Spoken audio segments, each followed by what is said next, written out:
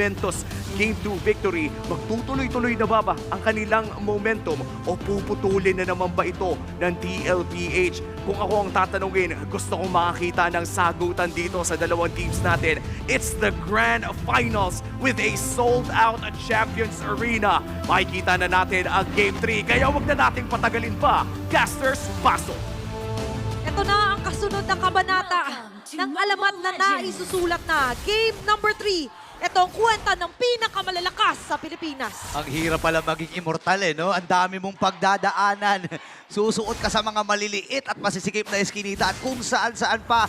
Ngayon ay tutungo na tayo sa game number 3 na talagang nakapaglabas ng mga panibago dito ang Onyx. Sabi mo nga, marami tayong muli makikita dito katulad ng Benedetta para naman kay Kirk ngayong Grand Finals. Yep, ang yung recipe dito ng Onyx matagal na nating hindi nakita. Yung ganyang lineup, nakita ko yan 2022 pa. Ngayon 2025 na nagbabalik pa rin sila. Halos 3 taon, midnight. At ngayon, para sa Onyx, ano nga bang recipe yung niluluto nila laban sa TLPH? Yun na ata yun yung mga surprise na attack. Mula dito kay Brusco habang si Kirk ay nandito na rin gagad. Ito yung maganda sa Benedetta no? Lagi mo makikita kung saan man dahil napakabilis kumilos nito. Si Edward yung nagpauso nito Siya nagpasimuno ng Benedetta nagpupunta ng mid para manggulo. And ganun yung plano ng Onyx dito para masagot yung tanong ni Athena. Aggression sa early game. Recipe laban sa chef nga dito ng TLPH. At balik nga tayo doon na sinasabi nga natin, nasasanay tayo kay Edward na ganun ka-aggressive. Pero this is Kirk that we're talking about, di ba? Oo, bagong Kirk. New chapter. Ibang era na to ni Kirk, no? Nasanay tayo puro mga edit. Puro tagastan Puro tagastan, no? Parang Kunat. additional na pang frontline. Pero kasi si King Kong naka-Fred rin Oo, so kailangan nila ng damage. Kumbaga, saluhan, nag-susupplement sa nagko-complement sa isa't isa. Gusto! Oy, wait na nga, pumasok. Tyrant's Revenge and bouncing ball ay nabitawan na kagad ni Brusco. First turtle ay available. Pero ito na naman si Kirk, sumama na naman doon sa nilulutong party dito ng Onyx. Kung usapang early game naman tayo dito, Midnight, sino nga bang tunay nakakalamang onto the paper? At malakas yung early game ng Onyx since yung Joy hindi ganun kadali for him to actually join the team fight. Kasi may Fred rin Ay. Oh, Ganda, mag-decision na sila. Si Kirk, papasok doon. Fireball na ilatag. Atras muna si Kirk, pero may ipit ata. King Kong nailapag yung Abrasion Shot. Pero buhay pa rin yung Pagong. At si Carlito, ang batang kambing. Ang kukuha nun kasama pa si King Kong. Hindi tumama yung Precious Wrath ni King Kong. Ang laki sana nung headbar, ang laki nung stacks niya, pero nakailag yung TLPH. Well, nahagip si Sanford, pero naka-shampoo kasi siya pabalik diba, sinabi mo nga maghihirapan yung Joy. Pero pag may kasama, kaya naman pala. Oo, kumbaga si Sanford dito, binigyan ng spasyo si Carl TZ makapaglaro. Although tinamaan din naman si Carl TZ nung Energy Eruption, pero ang laking disruption nung ginagawa nung Glue. And ito yung kinagandaan sa Glue ngayon na yung ultimate niya napakadaling i-stack compared sa lumang Glue. So mas malaki yung effect ni Sanford in the early stages of the game kasi guarantee halos dito yung pang-disrupt niya sa kalaban nilang jungler. It's all about the supercharge na pagkiklear ng mga pwedeng maging imminent threat nga doon kay Carl TZ. Pero Burrito, going back naman dito, kanina marami nagsasabi, kahit ano naman gamitin ni Sanji, gana Yun nga tinan mo, gana din. Yung pokes na yun. Masyadong mainit si Sanji at si Super Prince. Kung iisipin mo, halos parehas din sila ng hero pool. May mga Selena, may mga Louie, may mga Parsa. And talagang nakikita natin kung gaano ka-special itong dalawang mid laner na to. Yeah, yung mga plays na laging available sa kanila. Sila ang dalawa yung pinakamainit ang dugo mid lane. Alam mo, si Sanji at si Super Prince, pag nakakita ng mga gold laner sa mid lane, bad trip sila Sila yung mga type ng bench na kunwari dumaan yung gold lane ng kalaban, binubuhusan ng ulti. Ba't andito to? Parang ganun. Akin to, lane ko to. Malis Sa ka akin dyan. na yan Pero ngayon, diversion play. Oy! Oy! Oy, naku, Sinulog nasa Sanji. likod oh my gosh! Di ka na siya makatakas doon with the wings by wings. Buti nilang naabutan pa ni Kelra. Na-predict. Sabi ng Onyx, nasa kabila yung Parsa. Uultihan tayo niyan. Promise ko sa'yo, uultihan. Sabi ni Prince, kasi kung ako yung Parsa, ganyan yung gagawin ko Siyempre, pag may promise na yung sentence, maniniwala ka Oo, talaga nag-promise yun Nag-promise Nag-pinky promise. Yun ang mahirap doon. And ang Onyx Philippines ngayon na kahit papano, nakahabol doon sa kalamangan na nakuha ng TLPH in terms of gold. But still, kung sa gold ang titignan, may number pa rin yung TLPH. Pero saan nga ba nanggagaling to, Midnight? Yung farm pa rin, honestly, yung nakukuha dito ni Carl TZ kasi kanina pa siya nag-ahat ng trade. And si King Kong, yan naman ang nature ng utility jungle versus assassin. No? Kapag pantay yung early game, nakakaharap ng additional farm yung mga assassins. Wait lang, additional damage yan ang ibibigay ni Sanji dito. Kirk, kalahati yung kanyang buhay. Naku, critical! At si Sanford ang babawi at kukuha ng kill sa may transition sa pagong. Ganda nung binibait ng TLPH yung Fred rin.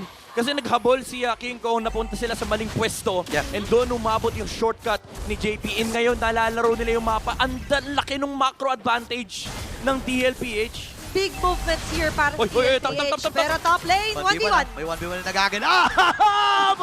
Oh! And kill na, ladies and gentlemen! Pinatumpa si Oheb! Anime battle. Alam mo, ito yung mga gold lane na masarap panoorin. Taon-taon hindi nawawala. Laging may 1v1. Lagi. Kung Lagi. pwede lang hatiin yung screen time. Kaya nga Isang eh. screen nandun lang sa kanila. Kung pwede lang may dedicated Oheb Kelra camera eh. But still, nakita nga natin malaking advantage yun for Kelrad ngayon. Kasama, it's going to be a turtle take para sa Onyx Philippines. Ayun, kahit pa paano, no, damage control, mapapaliit nila ng bahagya yung kalamangan dito ng CLPH.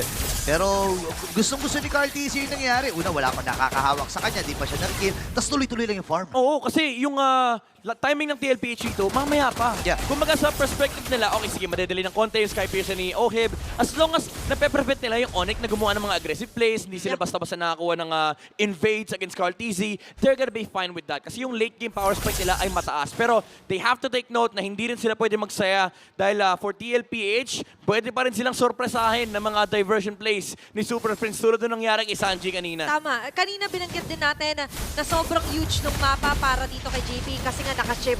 Pero sinabi mo nga na highlight din dito si Super Prince. Yep. Ganun din yung i-expect natin, mga surpresa. Oo, talagang bulagaan sila dito. Yung pag di mo nakita, di ka pwede magpakita. Kasi sobrang sobrang importante nung info dito. Lalo for TLPH kasi kailangan nila hanapin yung mga diversion. Pero when it comes to the macro play, pwede kasi nilang laruin yung side lane since meron silang chip. So there is that advantage for their lineup. At katulad na sinabi natin, mamaya pa talaga yung sinasabi natin, power spike para sa TLPH. Pero kung ano naman yung conditions para mapagana yun, ano nga ba, Midnight? Yung talaga, yung farm on Carl TZ. And also, yung maiwasan na ma-chain CC mula dito kay King Kong and Brosco. Kasi ito ring dalawang to, no, yung Frederick at Kufra. Ito yung pag nadikitan ka, pwede ka na matulog muna, magtibla ka ng kape, kain ka. Ayan na. Ay, naku po! Siya na nga nahuli, Sanford. Nagulat lang kasi kompleto na kagad ang Sanji, super farm. nalapitan. Sanji ngayon, wings by wings, makatakas. Gamit din yung kanyang Purify. Carl At TZ. ngayon ay si Carl TZ ang magiging target. Wait lang, si Guerra namatay din! Ulakas kay Carl TZ. Kirk! Kumahabol, andun yung kanyang mga dash. And si King Kong sasalubungin dahil dispersion rotation. Kung sino gagamitin, King Kong dito yung mahabol. Pero doon na si Sanji with those spokes. Makakasurvive pa rin si ang Onyx Philippines dito. Pero si Carlito ay magre-recall na. Naabot niya si Oheb doon, Midnight. Oo, maganda na eh. Kaso napasama pa. Pero for Onyx naman, at least nakakuha sila ng pagong. Yep, si Kelra nga indeed yung namatay. So kahit paano mas-slow down TLPH yung laro ng Onyx dito. Although hindi naman ganun kasama kasi nakakuha pa rin ng neutral objective yung Onyx Philippines. Yeah, pero grabe no, ang daming pang-chase. You mentioned nga, ang hirap din ng buhay doon nila Sanji. Yeah. Na after the Purify, after the Wings by Wings, sobrang vulnerable niya. Si Sanford literal, timpla muna ng kape. Kasi imagine mo yung glue, kaya nilang bigyan ng ganun-ganun lang. Oo, napakakunat niyan. Ang daming way para makasurvive. And yun yung nakakatakot na parte no, para dito sa Team Liquid Philippines. Ibig sabihin, kailangan nilang kalkulahin kung ano man yung mga team fight at piliin kung ano man yung mga team fight na kanilang lalabanan. Tsaka sobrang daming cheese moves din sa Onyx kasi dati, nakita ko to one time lang, pero yung diversion with the Kufra, pwede mong ipadala yung lipad. Ay, At grabe timing nun, ha? Tyrant's Rage, oh. Superman talaga yun. Di ba? Pero instead, nakikita naman natin para sa TLPH, hindi pa naman nangyayari yun. So hanggat maaari, hanggat di pa na nga nangyayari yun, kailangan ng magandang plataforma, magandang blueprint. And with that, katulad yung sinabi natin, find an answer kasi kahit si Sanford di niya na kinakaya. Oh, lambot eh. Kasi yung, actually, hindi naman sa malambot, makunat siya. Pero yung 6 seconds kang ika-crowd control, literal di ka makapindot. Kasi yung Energy Eruption, yung Tyrant's Rage, Tyrant's Revenge, tapos may sundot pa mula kay Frederick, may Petrify pa yung Benedetta. Yun yung literal pag nahuli ka, talagang huwag ka na umasa. Nagagalo ka pa. Ako, speaking of nahuli, ano na Ay, pag narinig? pinakot! Shortcut! Pero nagtulong-tulong dito ang Onyx Philippines para patumbayin ang dalawa. Ngayon ay si Sanford ay nasama na rin. Pero hindi pa tapos si Kirk, hahabol pa rin. Ohem dito, ilalapag yun ng final blow. Tumakan yung Fenrir, pero masyado ata malalim. And Ohem, ladies and gentlemen, ay nakasurvive sa onslaught na ginagawa ng Super Oy, oy, oy, oy, oy! Medyo kinikilig. Kinilig ako. May humiyaw sa gilid ko eh. Narinig ko may tumitiling audience eh. Kahit si Ohep doon, parang nagtaasa ng balahibo. Sabi niya, parang may nararamdaman ako nag-diversion dyan. Grabe si Prince, pinagpaplanuhan niya kagad. Pero alam mo, si Sanford dito, message niya kay Kirk, same vibes. Same Ginanyan vibes. ako ni Dominic Kite eh. Naalala ko yan eh. Pero we have to talk about that magandang layer for Onyx Philippines, di ba? After the diversion, si King Kong with the energy eruption in the taunts. Yeah, yung ano talaga, yung crowd control. Buti nga nakapag-flicker pa si Sanford eh. Oo. Kumbaga, nabigyan siya ng enough window na makatakas. Kaso ang problema, hinabo siya ng Fredrin. And also, one thing na kailangan na-cover ng TLPH dito is yung backline assassination ni Kirk. Kasi naka-damage Pene yung Benedetta dito ni Kirk. No? May Malefic Roar, may Hunter Strike.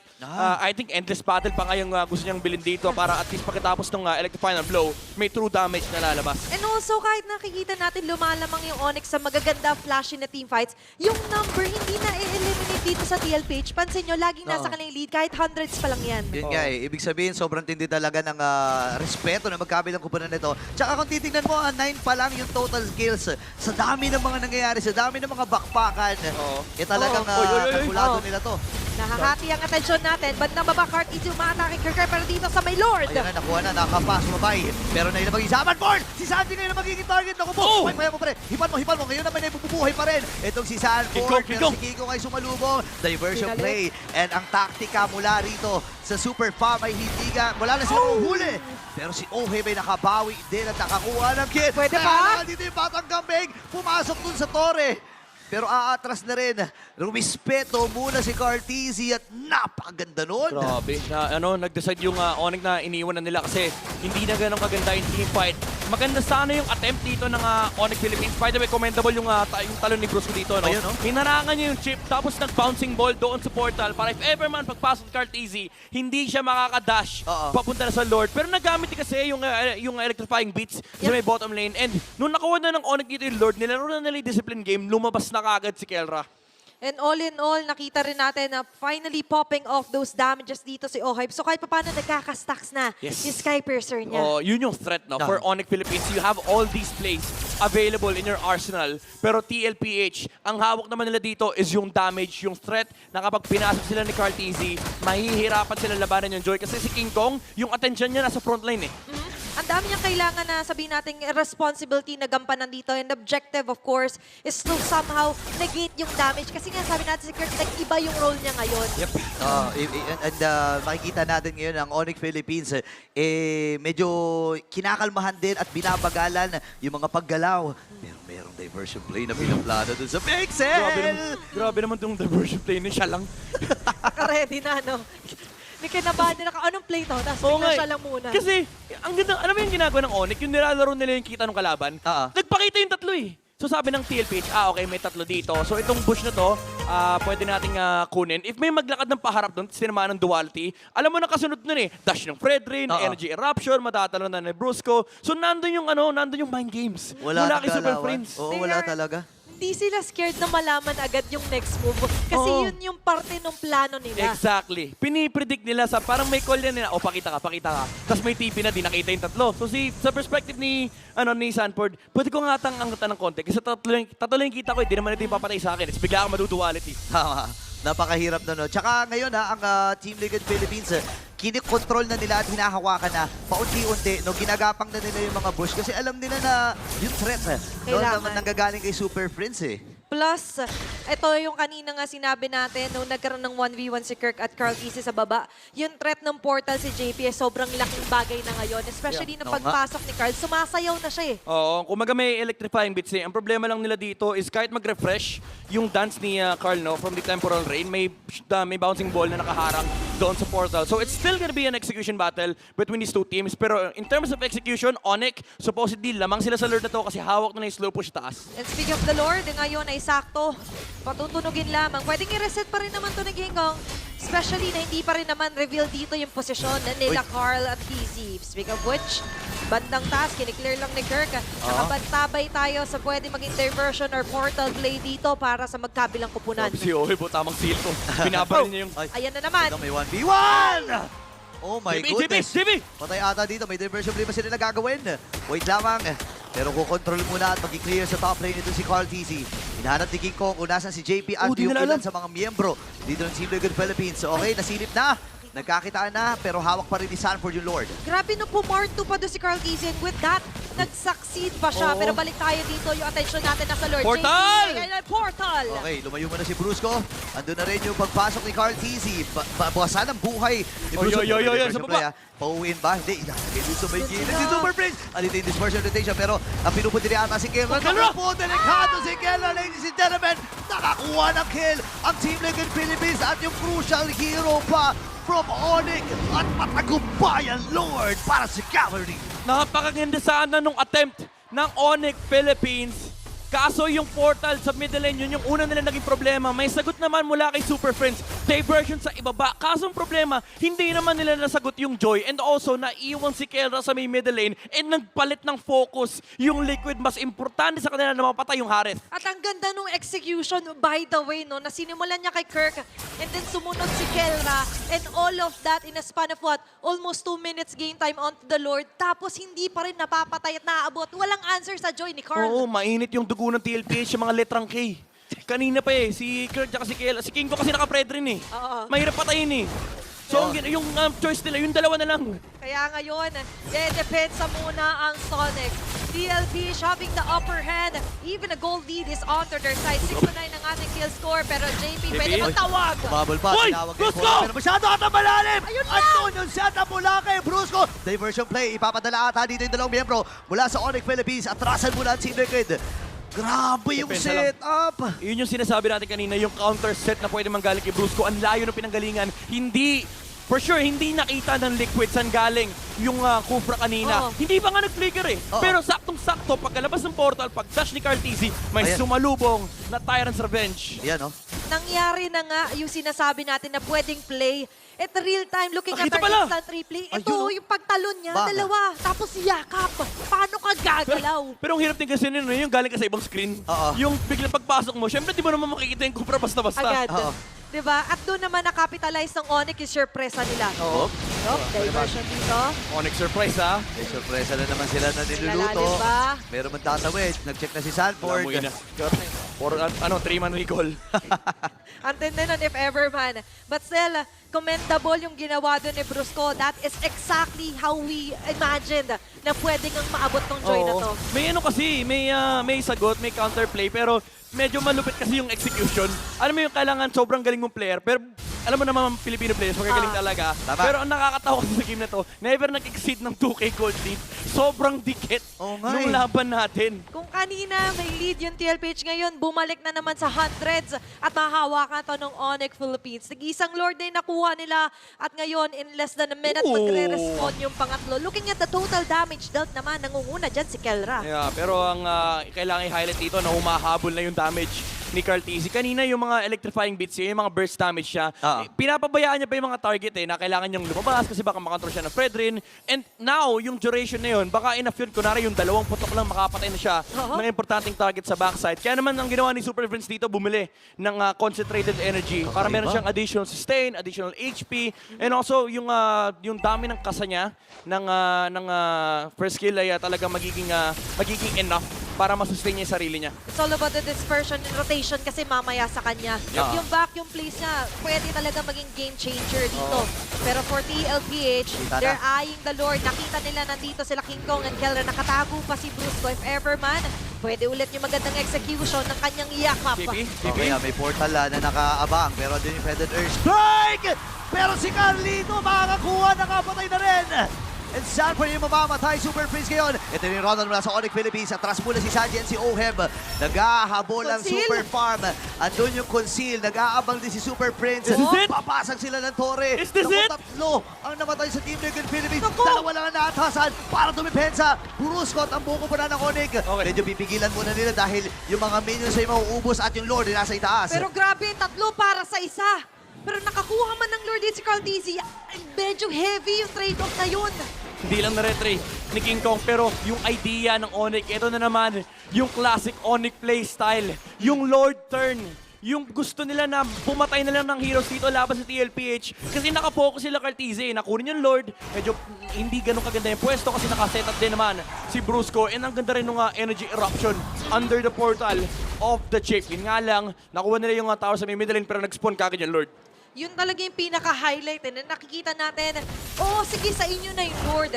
Pero multiple kills naman. Ay, hefty bounty makukuha doon ng Onyx. Oo, parang sila pa nga lumamang. Tingnan mo, kanina 300, 400 lang yan. Ngayon, 1.5k na in terms of economy. Ngayon, kasama pa rin nila yung Lord sa itaas, ha? Okay, ngayon mamarcha ng konti ang TLPH pero sobrang ingat na nila ngayon kasi Kuna to. madalas nagbabackfire na pala yung porta nila. Conceal play, kinasan for the JP. Okay, nalibag yung portal. Pasok na rin kagad yung mga miyembro dito na Team Liquid Pyramids. Pero nag-uuntungan with the dispersion and rotation. Pero si Kirk, ano sa likuran? Si Sanford ay may ipit din. Focus lang muna sila dun sa Lord. Atrasan ng Team Liquid Philippines. Pero pinag-normal hits dito ni Kirk. Ngayon naman ay nandun yung mga dash. Diversion Super play. Prince. Sino kanilang hinahanap? Nakapatay na si Kirk. Sanji! Pero di pa matatapos ang laban na ito. Kasi si Sanji ang mamamatay. Onyx Philippines. Diretso lang. That might be it, that might be it. Kung hindi makakat yung wave sa may mid, sinasamahan Hala. ng Onyx Philippines, hindi pinapauwi si Cartizi. Grabe. May set si Brusco, may immortality, may ulti yung Kufra. Baby Kicks duo na lang ang matitira at hahabol ng pilit si Carl Tizzy para dumepet sa Ohe Montre base. Okay. Onyx is doing it! Kailangan nila maghawak ang kamay. Pero ang Onyx Philippines hindi nalilingon pa. Kasi game number 3 ay mapupunta sa kanila.